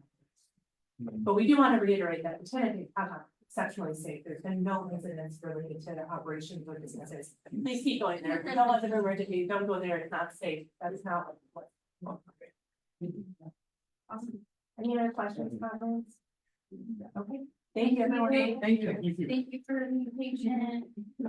Okay, looks like we only have one zoning case. Conditional use 2024-00125. Good evening, everyone. My name is Philip Ziegenbergen. I'm the current planning division manager for the planning department. We do have a conditional use this evening to present to you guys. It's located at 3006 West St. Louis Avenue. It's a 3.67 acre site. It's the site of a former elementary school that has been vacant for some time. The property is zoned TF3 two-family residential. They're actually not requesting to change any of the zoning, but in two-family residential, the zoning code does allow conditional use to allow a limited amount of multi-family development, and this is why it's conditional use and not by right. If it were to be approved, the highest amount of density within TF3 that you can get with multifamily is 14.5 dwelling units an acre. Really, if you were to add that out, TF3 requires 6,000 square feet for a duplex. If you divide an acre by 6,000, you get 14.5. So essentially, if the site were to be completely developed with duplexes within its current zoning, you're actually not increasing the amount of density that would be allowed. What they're wanting to do is convert the school into 20 apartments. They're not necessarily looking for the site plan, which is helping other folks, but it's one of the pages in your documents. I can show you. I guess it's to somebody that you guys don't like, Right, so on their site plan, you can see they're not showing any dwelling units past the school. The whole, backwards, the whole area over here is the remainder of the school property. That was like the playground and set facilities like that. They're looking to just convert to school property. That would not preclude any future development of individual duplexes that have their each individual driveway streets. Because that is within the existing zoning, but tonight we're just talking about the conversion of the school and the conditional use in order to do that. As a perspective, the site is again 3.67 acres in size within the entire site, not just the area of the actual school building. And if you were to do 14.5 dwelling units an acre on the entire site, you would get 53 dwelling units. So just because that's what they would fit in the school. Skipping ahead, and I'll, this is just more of a preemptive thing. One of the conditions of approval is that any changes to the conditional use that are already approved, which would include an increase in density past 28 dwelling units an acre would require an amendment, which would go through the cycle again. So that's a kind of a stopgap of you want to develop the school and knowing how much we're going to the school, we made that as a condition of approval. The other stopgap is if there's a site plan that only shows dwelling units within the school in order to change the site plan, they have to come through the planning department and do determine whether or not that would be administrative or ultimately within the process. So there's a couple different ways in which the units only stay within the school building. When something goes to multifamily, the parking requirement would be 1.25 parking spaces for an efficiency or one bedroom apartment, and 1.75 spaces for a bedroom or larger. I'm sorry. You'll have your time to provide comments and questions in a little bit, okay? The current parking situation may not provide sufficient parking, but at the same time, they have 3.67 acres to deal with. So in order to provide additional parking, there's ample space if they have to provide additional parking. When it comes to multifamily uses, even within the TF3 zoning, they have to provide screening and landscaping for the zoning code and the landscape code. They don't necessarily have to fence off the entire property. You're actually only screening the use. There are opportunities to request variances from the Board of Zoning Appeals. Those aren't necessarily guarantees. We understand that the school building obviously has been here in the fabric of the community for some time. It might be a little bit weird to put a fence around it, but that would have to be a request that could ask in the future. You only have to screen the use, so again, we wouldn't have to screen the entire property. It is putting up the fence around the school area, and it could leave some of the larger, more open areas open because that's not what the multifamily use is. Landscaping would be required regarding some planting of trees along the edges. If they add any additional parking lots, there would be some landscaping required. If they add parking lots, we have any specific questions of what that would look like. I think each of those may be really questions, but kind of for the sake of time, we can move on. With what I'm getting at is there's additional requirements that have to do with future development. Character of the neighborhood is all of the TF3. The majority of the properties surrounding the area are single-family homes. To the north, there is a duplex and some multifamily in the area more toward the north side of the street. For perspective here, this is the railroad line that continues and basically about 2 blocks north of Central and Zoo Boulevard. So you're not far from the major intersection. Really, with Central, Zoo, and Sheridan all cross without railroad crosses street as well. The community investments plan identifies the site as appropriate for commercial. We said it's in conformance with that because we follow up the lots that can be calling for higher density uses, but our perspective is that multifamily uses in the area would be more appropriate than commercial uses. What commercial might run for is just, again, calling for a potential redevelopment of a school site for some, hopefully more neighborhood serving, area or, types of uses within the commercial category. Converting a school to multi-family is a really big infill project and includes use of the school and use it for having to be a problem property that has to be continued all the time. So there's some, locational guidelines that encourage infill development that maximizes public investment, by utilizing existing infrastructure within the middle of the city, takes pressure off the edges of the city with having to expand those. And when it comes to multi-family densities within existing neighborhood fabrics, there's locational guidelines that talk about having site-specific requirements for screening and buffering, as well as taking into effect the scale of that multi-family. And 28 dwelling units within an existing building isn't going to change the fabric of the neighborhood of that building is there. The place for people plan encourages infill redevelopment that is contextual to the environment. Again, contextual meaning the school is already there, they're not necessarily building a large apartment complex on the site. They're just wanting to go as an existing building that has building without the this neighborhood for some time. Sorry, it's really chilly in here. That's what it is. Overall, staff is recommending approval. This is going before the Metropolitan Area Planning Commission this coming Thursday, September 12th. That's at the normal Reagan building. We can go on 30. We don't have any recommendation from them yet. The condition of approval, this is the conditional use. A lot of times with zoning changes, conditional uses actually have conditions of approval that can be added into practice and recommendation. I'll mention the first one again, and that is that having the density of 20 dwelling units instead of allowing the full 14.5 dwelling units on the entire site, dwelling units per acre on the entire site, keeping it to that contextual environment of 28 dwelling units per acre. Being in general components with the site plan, which again just identifies the dwellings to be in the school. And then with conditional uses that they are in violation of conditional uses. So we have heard a little bit of public comment, but I'm sure there can be some more brief this evening. And with that, we still can budget.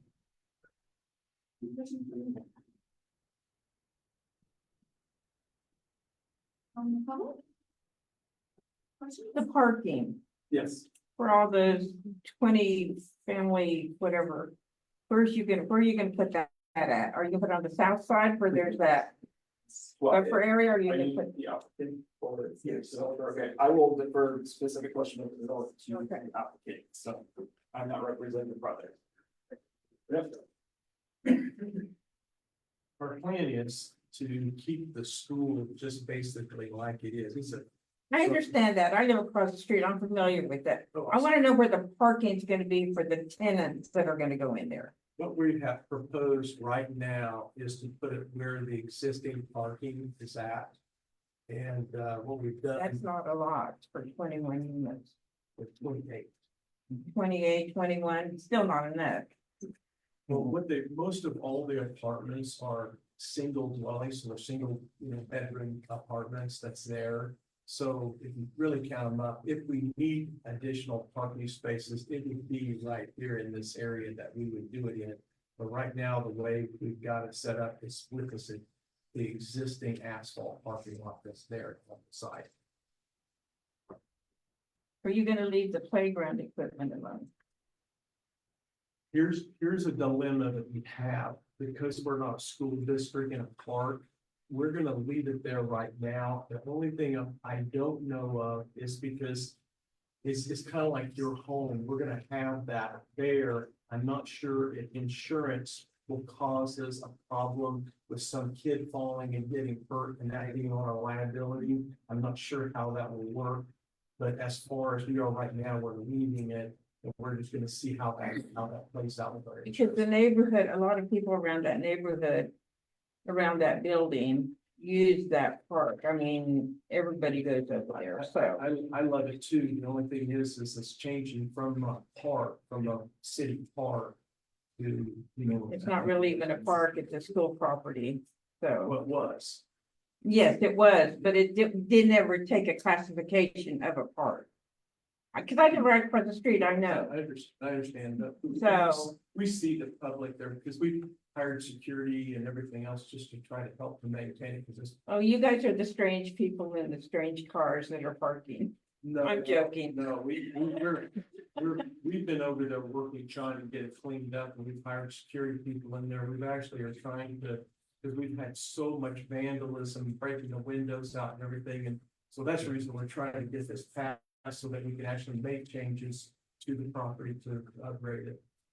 And is it gonna be low income or is it gonna be section 8 or what? We don't, No, it's not. If you guys would like, I can give you the addresses of other properties around in town, and you can see what we've been doing for years. So we don't have any blighted properties, and it's not section 8 or anything. No. What school are you talking about? I missed that part. It's Field Elementary School. Field? Field Elementary, and it's at 3006 St. Louis. And it's been there, I think it said like since 1938, I think it's been there a long, long time. Just curious, are there others, schools have been converted to building? I mean, Sunside. And Russ Springs, West on there. Seventh Street, you got another one. see, what Lisa. When it, Yeah, I'm gonna say, was that one? Same the thing. guy, I will find out. They said you got all this, some. It's on the. I can't do no one about. And then that's kind of screening. Right now, we're not planning any screening. We're trying to leave it. I don't know if you've seen the property, but it's got lots of beautiful trees and everything on it. So we would like to keep the landscaping in the school. Basically, it's a brick school. It's very beautiful. I mean, if you guys. We're on that, we all live around it, so. So We know. It's got a lot of, But some of those trees need a lot of grooming. well, they do, but we will take care of that. And separate.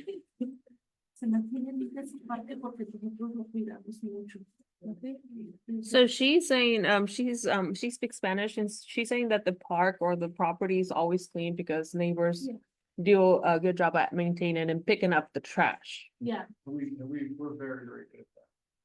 yeah. So, and if you notice, we've been mowing it since we purchased it. We've actually owned it for a while. And, we were trying to get architectural, get zoning permission for us to move forward. There are soccer teams that go over there and use that field also. I didn't know whether you knew that or not. There's a younger, a children's team, they go over there and practice. And then there's a grown men's team that goes over there on weekends. So, Yeah, we put surveillance on it, so we're seeing all the stuff that's taking place, because we're just watching because people are breaking into it. But like I say, I don't know how that'll feature. We're planning on leaving that, but we just don't know how the insurance will look at that as a liability, because that's the only thing. I just don't want the problem with stuff and then not the other one person. Any other questions? Yes. Good morning. My name is Chuck Graver. I live at 511 North Hudson Street, just absolutely across from the west side of that building. It's what I see when I look at my front door. I've lived there since 1992. I moved in there when it was still a functioning elementary school. I've seen the predecessor to Bike Walk Wichita, had their headquarters there, and more recently, for about 2 decades, Teach for Life and Treat for Life, which headquarters there. It's always been an asset to what I think of the community. 2 or 3 years ago, when Trees for Life, Teach for Life moved out, we started having problems. Starting being a lot of vandalism.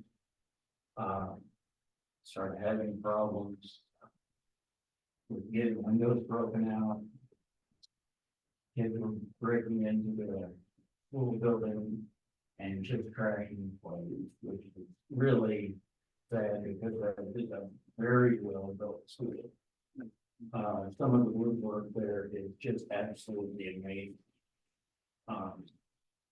Great building. I would really like to see this, permit be approved to put a, bunch of apartments in there to make use of this little again. I don't see any other really good, use for it. And, it would kind of be a shame to have torn down. With the conditional approval, the north playground, anybody who wants to do something with that, you would have to, the planning department would have to revisit that and give it this approval. And I think that's appropriate. Wouldn't mind seeing single family home being put in there, but I think that's something that we would probably need to revisit at some point. I, as a local resident, really like this idea.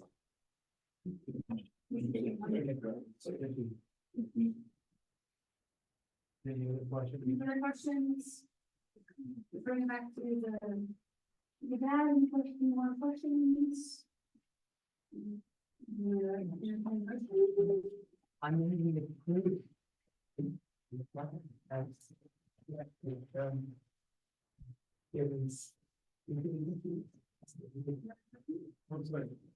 All in favor?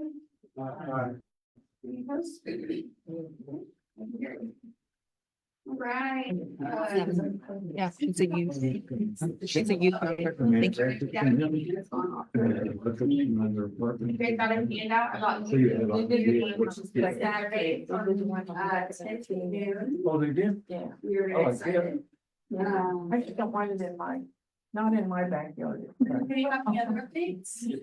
I miss it. I have my master's in public Yeah, and to get into some parking. We just had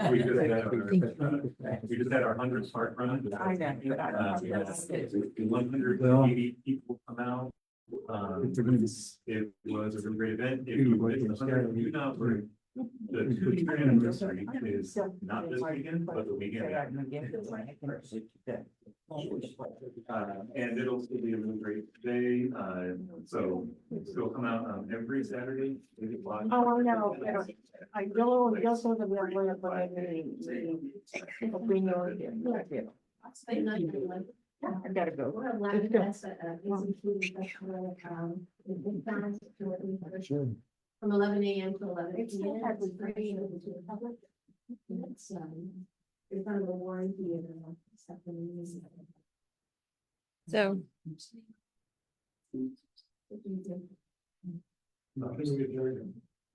Second. Right, all in favor?